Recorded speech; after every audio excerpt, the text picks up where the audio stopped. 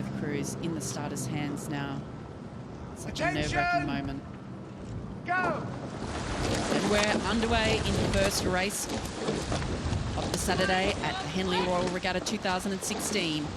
In the buck station on the right-hand side is the Warrington Rowing Club, and on the left-hand side in the Bark station, who we can see on screen now, that is Headington School. Jim, who would you be tipping in this race? Well, the form would say Warrington, but looking at the start, I think Headington have gone off a little bit better. Took a few less strokes off the start than Warrington, but they seem to have got their boat up and running a little bit quicker and seem to be moving into a bit of a lead. It's hard to tell from the shot from the rear, but they're both crews, and these are really, really top-class junior women's quads. They're incredibly impressive, the level of skill. The quad is such a difficult boat to row. It requires a great deal of technique and skill, particularly around the turns, around the catch and around the finish. It's very easy to make a mistake. It's such a fast-moving boat with relatively small blades, so it takes a high level of technical proficiency to be successful in this event.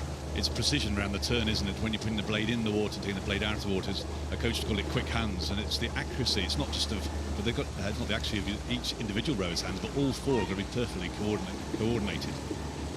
That's exactly right, and we can see here that Headington is starting to move into a slight lead, about half a length up on Warrington, who are in the yellow and blue rowing suits closest to us on screen.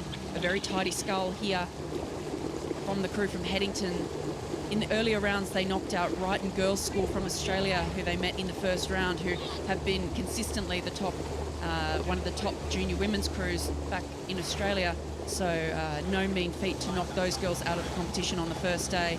And then on Friday, yesterday, Headington beat the Molesey Boat Club to be facing off against Warrington in today's semi-final. They're showing their class, Headington here. Probably taking one stroke less a minute than Warrington. You seem to have more efficient and stronger strokes. You have longer strokes. You see in the water, they seem propelling that boat a bit more proficiently as they come through. Yeah, I really like that acceleration that they've got there. You can see a great shot of that on screen. The Headington School, who are doing a very good job.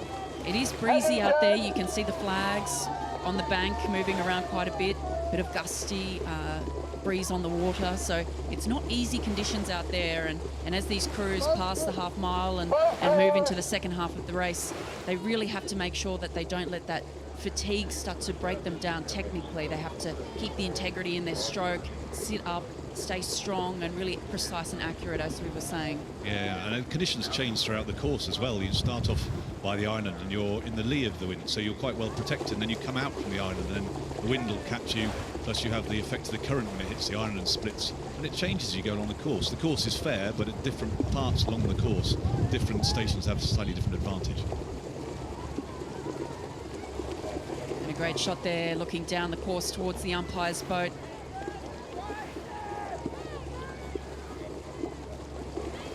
We're right here with the Headington School once again, and we can hear the umpire calling out to Warrington.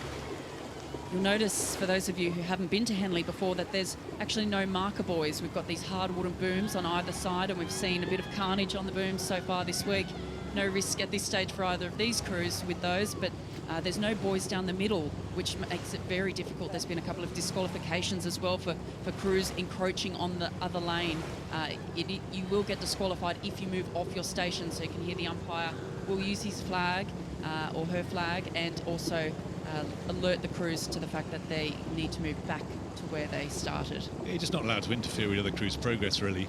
And the course is about 24 metres wide, 80 feet.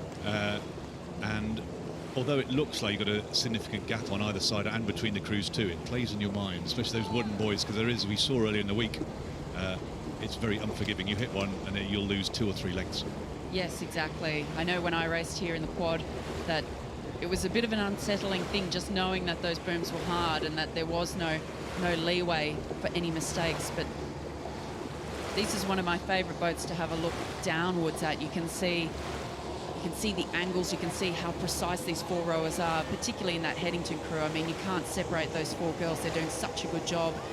This breeze, like I said, is quite taxing, particularly as they get down into the second half of the race, and they're sticking together really, really well, which is so key as you start to tire. Yeah, they're so synchronised, you see them now. And approaching, they're through halfway now, approaching the Remnant Club and Upper Thames Rowing Club. So into the last third of the race. They're in a strong, long rhythm. But this isn't over yet by any means. We've seen the last couple of days many races decided on either station with the crews so close. Oh, and there's a bit of a dirty stroke there from the stroke woman, Katie King-Smith. Only 17 years of age, 174 centimetres, 60 kilos, so not particularly big women. And at this part of the race, you'd expect the odd mistake, because it really starts to hurt. You know, after maybe a minute it hurts, but then they're 5-6 minutes into the race now. And that might also explain why Warrington seem to be steering. You see they're steering, they're kind of moving around in the station, not steering a constant line like Headington are. And that costs you. Because every time you put the rudder on, that slows the boat down just a fraction, but that does make a difference, especially if you have to keep making corrections throughout the race. But look here at this move, it looks like Warrington's really put on a big burst of speed here. They've taken their rate up and they've possibly even edged themselves into the lead now. We can see the stroke, Lucy Glover looking across to her right-hand shoulder. She can see that they're starting to draw level with the Headington score. What a comeback this will be. Yeah, they've just taken up 2 pips. They're up to just under 35 strokes a minute. Headington, though, matching them too. They were 1 or 2 strokes a minute below that. And they've now raised their rate of sculling to match Warrington's. They're not going to let Warrington have this easy. And there's some big gusts coming down the course. We're sitting in the commentary box at the end of just past the finish line, and we can see the gusts coming into our studio here. So I imagine it would be incredibly difficult to hold your composure when those little gusts come and hit. But it is still the Headington School who has an ever so slight lead over Warrington Rowing Club. As they come down to the enclosures, there's everything to fight for now. It looks like about half a length lead to Headington. And Headington have competed in every Diamond Jubilee since the event started. And last year, the school were knocked out of the semi-final at this stage last year, and they won't want to replicate that today. They'll be determined to keep their lead over Warrington. And in the Headington School crew, in the stroke seat, Katie King-Smith, in the 3-seat, Rosie Little, in the 2-seat, Lydia Curry, and in the bow seat, Danielle Semple. They've done a really fantastic job all the way down the track, holding just an ever so slight margin over Warrington Rowing Club. That's the crew of Lucy Glover, Pippa Curran, Lucy Stanhope and Ellie Davies. The Warrington crew were runners up at Henley Women's Regatta a few weeks ago, but without Lucy Glover, who's their kind of star stroke. She's a junior international, so she'd be the perfect person for the rest of the crew to follow leading to this last 100 metres of the race. And incredibly as well, I mean, this crew from Headington looks so precise, they're so well synced, but they've only had 6 or 7 sessions in that crew before their race yesterday. So they said it's a steep learning curve. They won the 8 at Henley Women's and jumped into the quad after that. So an incredible job to have only had so few sessions and to now be coming down to take this win in the Diamond Jubilee Challenge Cup race for today.